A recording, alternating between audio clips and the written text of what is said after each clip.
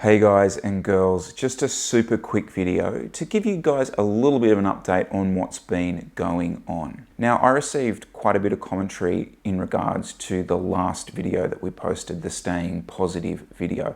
And I just want to quickly address 2 points from it. The first one is around the ride itself.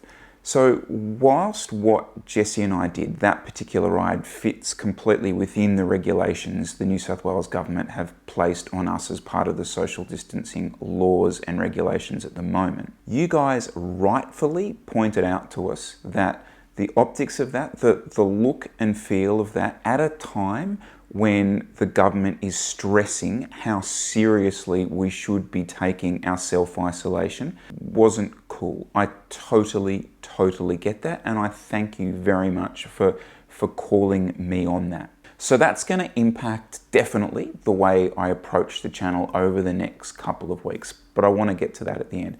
The second thing I just want to quickly talk about is our trip down here to Berry.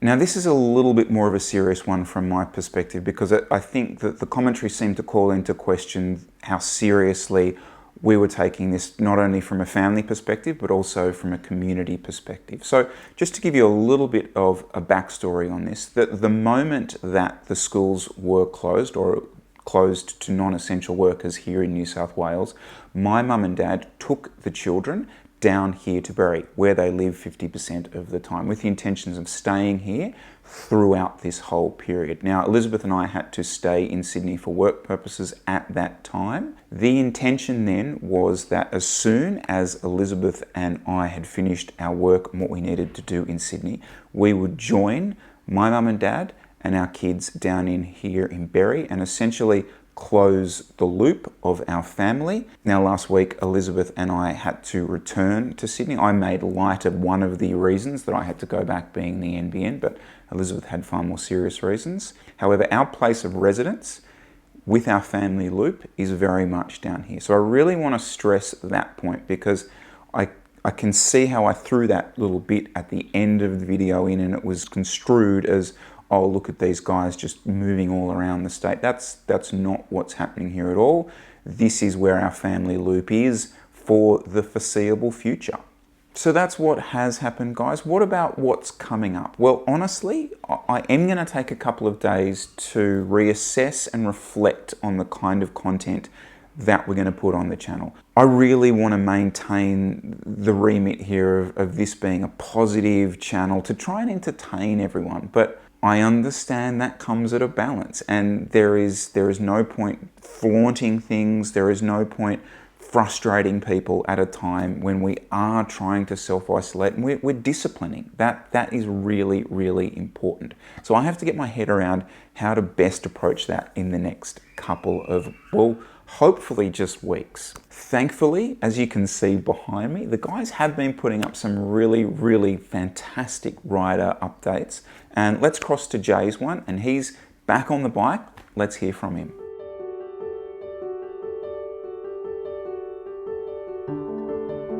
So I've done the first full week of training, 6 days. It was scheduled to be 3 weights sessions and 6 2-hour endurance sessions. I got to Saturday, so I started on Tuesday, got to Saturday and could not face another 2-hour endurance session on the trainer. So decided to do a 3-hour race, which was fun. I went way over what I was meant to do, but I mean, you sort of have to.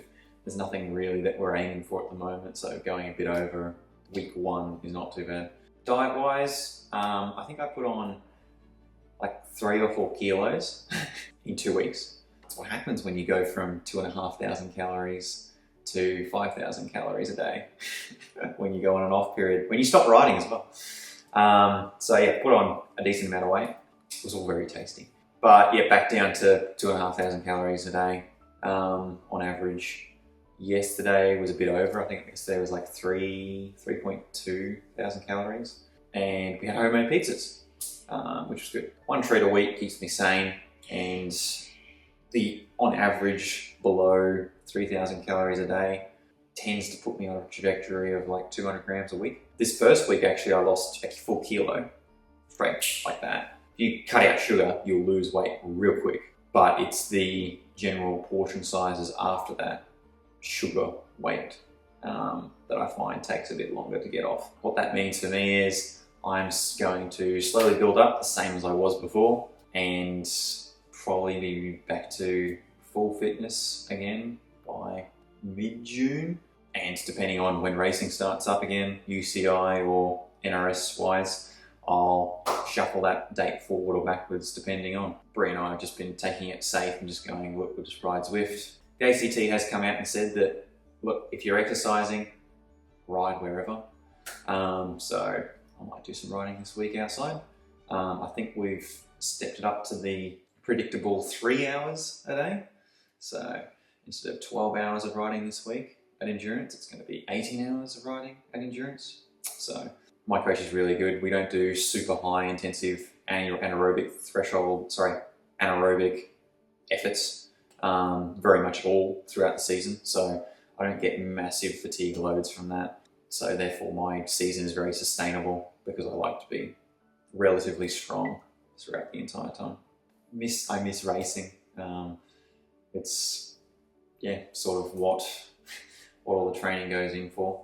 That's awesome, mate. Thank you so much for that. And look, we had a team meeting, a virtual team meeting the other night, and I stressed to the guys again, look, please keep that sort of stuff coming. I think that's really going to form the core of the content over the next couple of, well, hopefully just weeks. As far as the daily stuff goes, look, I'm keen to work on a style for you guys. I'm limited in the sense that I can't do the Zwift stuff down here. I don't have the facilities to do that. So what I do will have to be creative. We can come up with something here. But like I said in the very beginning of this, thank you very much for calling me on it. I appreciate that.